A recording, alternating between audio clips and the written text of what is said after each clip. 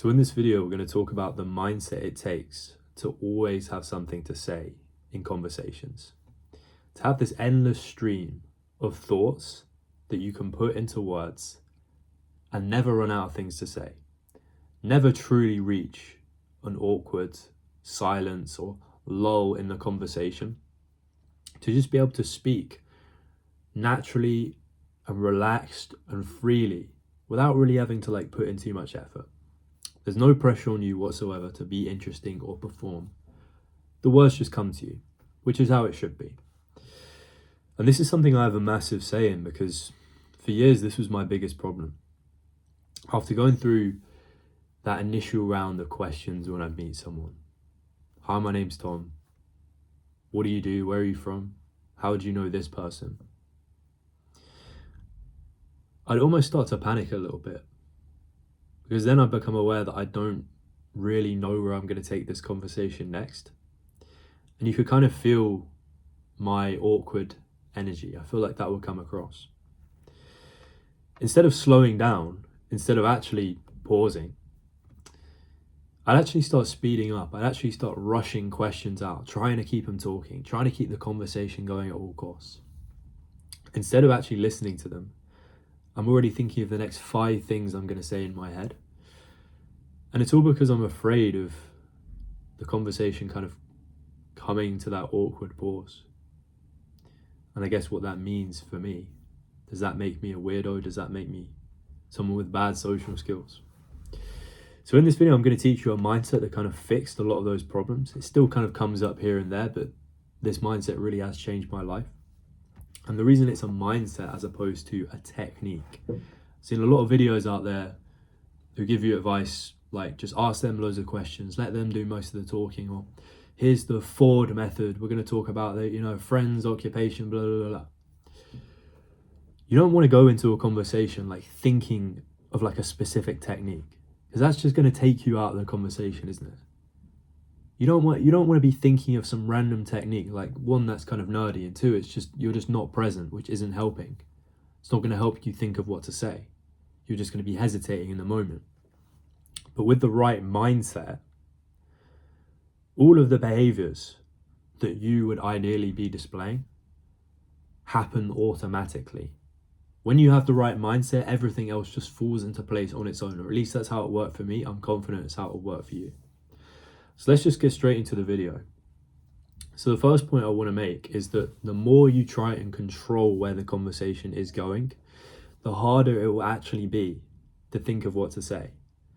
You trying to control the conversation is part of the problem. So right now you probably have some kind of a survival mindset when it comes to conversations. This is what I had.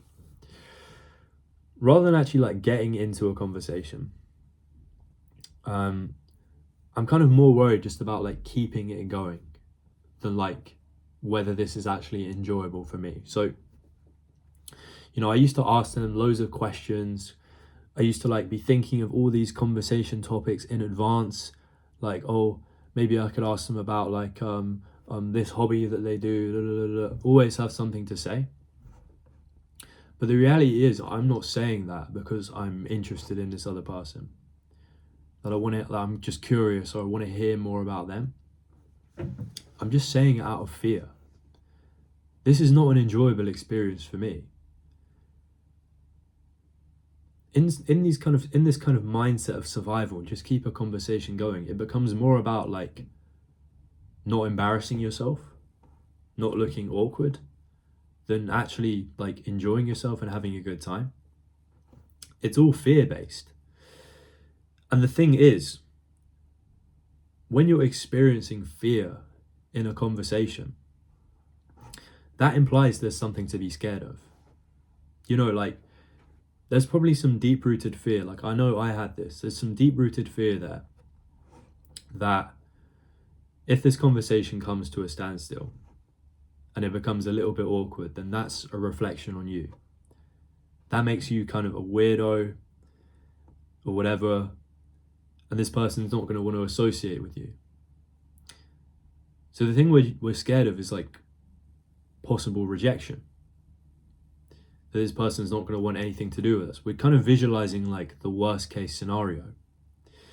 But the thing is, when we have that like fear, survival mindset, I just need to get through this, that actually makes it much harder for you to think of what to say. And this is all about the nervous system. So your nervous system is designed to keep you alive in potentially dangerous situations. I'm not just talking about physical danger, because in the modern day, when we're not getting hunted by wild animals, our nervous system is very sensitive to like emotional danger. So the threat of being rejected or something, or being humiliated. And your nervous system is trying to avoid that happening. So when you feel these sensations of fear, your body is on edge, it's in fight or flight. And when that happens, it's literally impossible to think of what to say. And that's how it's supposed to be, because when you're in a life or death situation, your body isn't focused on like, am I being charismatic here? Am I being funny? Am I being interesting? It's focused on keeping you alive, like full stop. There's nothing else that factors into it. So the parts of your brain responsible for creativity, the thinking of what to say next, for humor, for telling stories, all of the things that you could bring that are unique to you into a conversation, they get shut down. All of that gets shut down in favor of the fight or flight response. So every time you have one of these awkward moments where you get a little bit flustered, maybe you go a bit red in the face, you're stuttering, you can't think of what to say, that's not you being awkward. And this is an important distinction to make. That's not you being awkward. That's not anything I can definitively say about you. You're weird, you're awkward. It's none of that. You just have this like survival, fear-based mindset. When you're scared of something, you're not supposed to be able to think clearly, or you're not supposed to be able to have a good conversation. Like, that's just how it works. So the more you resist this fear, the more your brain shuts down its natural creativity. So the first part of this is just accepting the fact that part of this comes from like the pressure to be interesting, because we think that's what's going to give us the best odds of not being rejected. But part of this is accepting we're not always going to be interesting, that sometimes a conversation might reach like a bit of a lull where we've both stopped talking about what we were talking about. Like, sometimes a natural break in a conversation is normal, or sometimes two people who've just met for the first time aren't always going to know what to say. It sounds kind of counterintuitive to the point in the video, but it's like, if you release that fear, which is sometimes easier said than done, but you'll get there with practice. If you kind of accept the possibility that it might be a bit awkward, like you give yourself that breathing room, that space to not be perfect, that's when a lot of the fear goes away. And leading on to my second point will make it easier for you to think of what to say in the moment. So the second point I want to make is a really good way to facilitate this, to not kind of be scared anymore, to get out of that survival mode. And instead of your goal being to impress them or make any kind of impression on them, your only goal should be to actually have fun.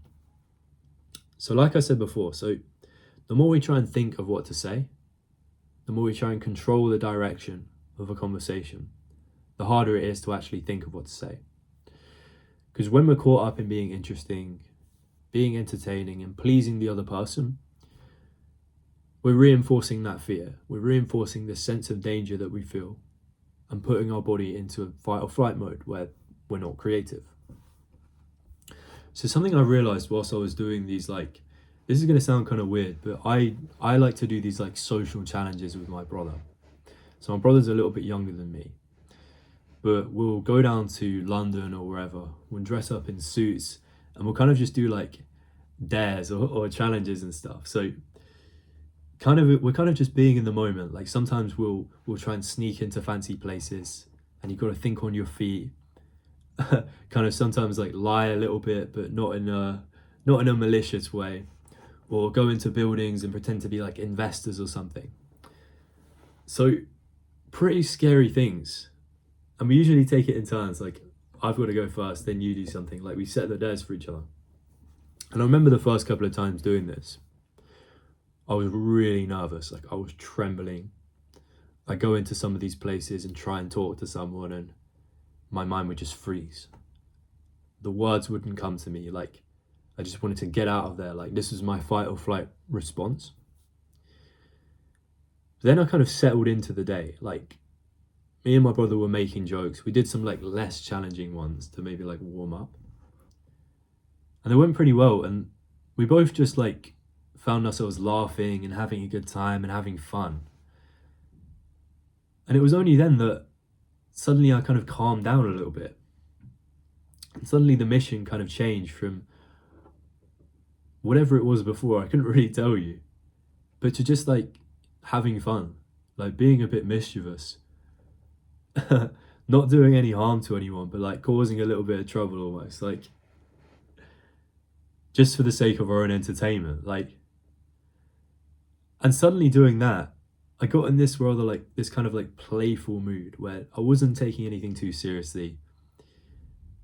And that allowed me to then go and do these really daring things. Like me and him, we walked into like a skyscraper and we pretended we were like wealthy investors. Like we were planning on like buying office space in the building, and we were asking to meet the manager. Like we really got in character. And all of this required me to literally just like completely think on my feet, like think in the moment. And half of the difficulty with this was not thinking of what to say. It was like trying to stop myself from laughing out loud. But I think back to like maybe an hour before that, where I'd been so nervous, where there was no words flowing through my head, to now where I'm so creative, I just have all the words coming to me on my feet. And I feel like that's the power of relaxing and allowing yourself to have fun, from changing the goal to like impress people or whatever, to just trying to have a good time, to entertain yourself.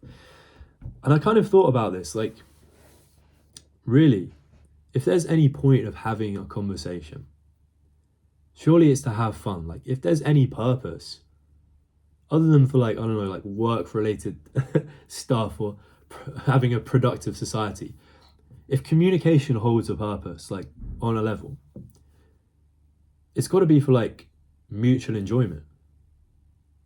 We have conversations with people to enjoy ourselves, like, but so many of us, like myself included, conversations turn into like kind of like life or death.